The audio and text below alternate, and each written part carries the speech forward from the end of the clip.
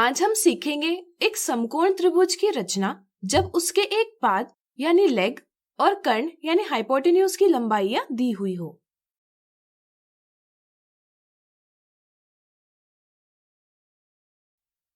आपको याद होगा कि अगर एक समकोण त्रिभुज यानी राइट एंगल ट्रायंगल का कर्ण और एक भुजा क्रमशः दूसरे त्रिभुज के कर्ण और एक भुजा के बराबर हो तो दोनों त्रिभुज सर्वांग सम होते हैं। सर्वांग समता के इस प्रतिबंध को हम RHS सर्वांग समता प्रतिबंध कहते हैं। अब तक हमने SSS कसौटी, SAS कसौटी और ASA कसौटी के आधार पर त्रिभुज की रचना करने की विधि सीखी। अब हम RHS कसौटी के आधार पर त्रिभुज की रचना करेंगे।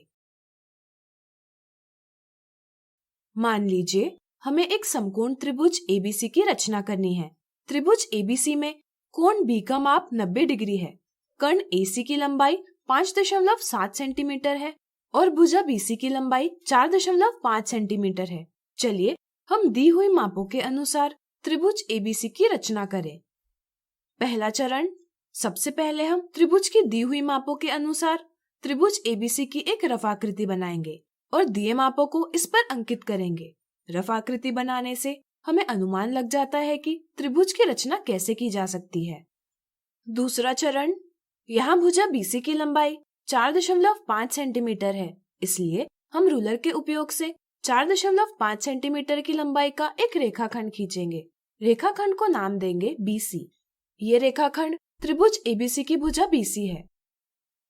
तीसरा चरण, चूंकि कोण B का माप 90 डिग्री है, इसलिए हम किरण BX खींचेंगे जो B बिंदु पर रेखाखंड BC का लंब है।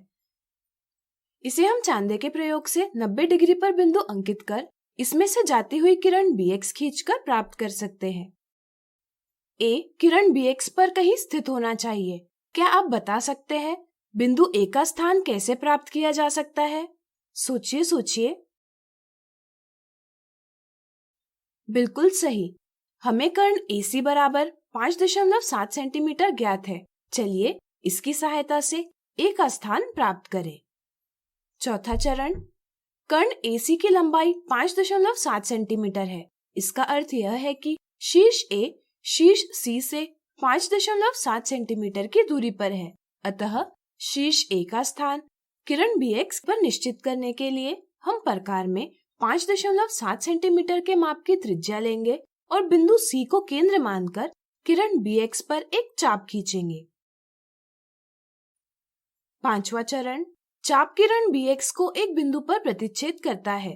प्रतिच्छेदन बिंदु ही शीर्ष A है, इसलिए अब हम शीर्ष A और शीर्ष C को जोड़ेंगे जिससे हमें त्रिभुज ABC की भुजा AC प्राप्त होगी।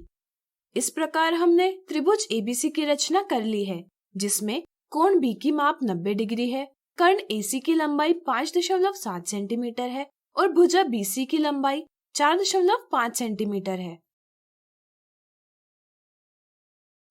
इसी प्रकार अगर हम त्रिभुज RPQ खींचेंगे जिसमें कोण P बराबर कोण B बराबर 90 डिग्री है, कर्ण RQ बराबर कर्ण AC बराबर 5.7 सेंटीमीटर है और भुजा PQ बराबर भुजा BC बराबर 4.5 सेंटीमीटर है, तो हमें प्राप्त त्रिभुज RPQ त्रिभुज ABC से सर्वांग सम होगा।